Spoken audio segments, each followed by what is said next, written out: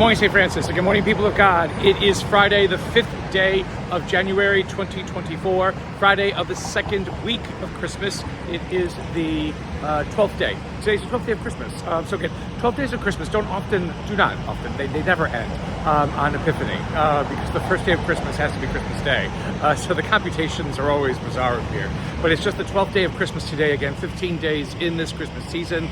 This year, we still have 3 more days to go. Coming to you from downtown Seattle, which is in full swing this morning as people are getting up. And it is still Christmas here in Seattle, which is so wonderful. This wonderful tree over here that's just up the street from the hotel. This is the corner of 4th and Stewart Streets, if you are familiar with Seattle. What's we call it? Puget Sound, I think, is over that way, and then the Space Needle is in front of me over there, but on the other side of the street, not on the street. Anyway, so today we also honor the memory of St. John Neumann. Again, the Czech immigrant who came to the United States, was made Bishop of Philadelphia.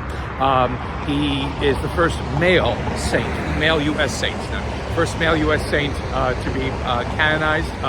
He also is famed for founding one of the first diocesan school systems. So, like Elizabeth Ann Seton, another patron saint of elementary education in the United States, the diocesan school systems, even high school, secondary education too.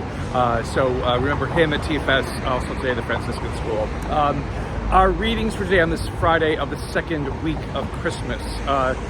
The letter of John, again, continues all during the Christmas season, and what we have today, though, is a bit of a kind of an issue, because John is making a statement that cannot necessarily be verified scripturally.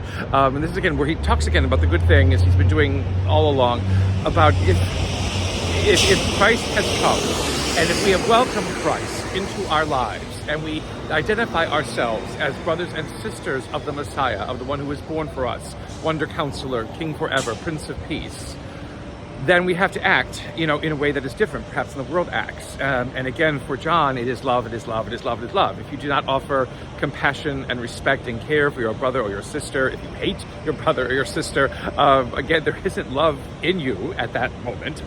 And so you need to correct that if you're still going to bear the title of Christian, if you're still going to say, that you believe that God has definitively come into this world and changed the course of human history. I know it is loud because it is a downtown area over here. The other problem with that, though, is again, in this time of the year in which we express hope, love, joy all over the place, and then immediately forget about it after January the 1st, or even worse, December the 26th, then it's all a lie. Again, like I said, it's all hypocrisy yesterday. It doesn't mean anything, and we cannot, why bother, with it? And we cannot affirm anything if we're just going to be hypocrites within all of this. This is not a fleeting emotion. It is not a fleeting time. It is not just a moment in time. It is not just a respite from the weariness of the year that we celebrate at the end of December into the beginning of January. It is something that is transformative forever and always of who we are as human beings, and how we must basically begin to see our lives differently and understand our lives differently. The interesting thing that is scriptural, that is not scriptural, that again John is quoting, is again where he makes a distinction between Cain and Abel, and say that Cain, had the devil in him, and that's why he acted the way that he did in killing Abel, and things like that.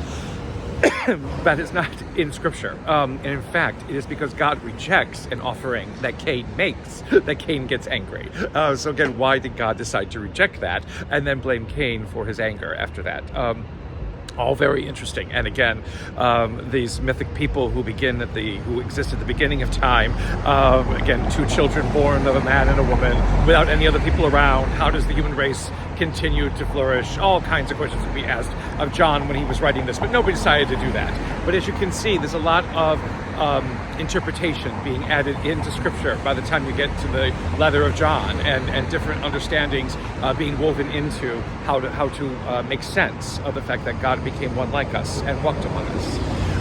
That kind of confusion and wonder is, again, where we continue in John's Gospel. After Jesus has been acknowledged by the Baptists, some of the Baptist followers have begun to follow Jesus, and now it comes to Philip. And Philip, whose name is technically Greek and not Hebrew. Again, Galilee was a crossroads of many different cultures, not just Jewish. And so Philip may have had some Greek background in him, goes to his friend Nathanael and says, "We have found the Christ." And Nathanael makes a wonderful statement, "Can anything good come out of Nazareth?" Because Philip tells him that this is where this Jesus is from. Because Nazareth was, again, not such a great place to come from. Another thing to kind of recognize, because again, in this crossroads of cultures and peoples and different civilizations in northern part of Israel, there was a lot of mixing. And so Nathanael begins to doubt, and Jesus basically recognizes him and calls him by his name. And Nathanael is floored by this kind of sense of this man who identifies him and knows who he is. But then Jesus says to him, are you impressed by a parlor trick? You will see great many wonderful things if you dare to follow me. And again, that's where, we cannot just lose ourselves in all kinds of sightings and things like that, that sometimes we get drawn into about visions and apparitions and all of these sort of momentary kinds of things. God is much more than sometimes what our parlor tricks and what are just little diversions here and there. This God calls us into relationship with him, wants to give us more, and we have to be ready to receive it. A continued blessed Christmas, St. Francis and people of God. May the Lord give you his peace.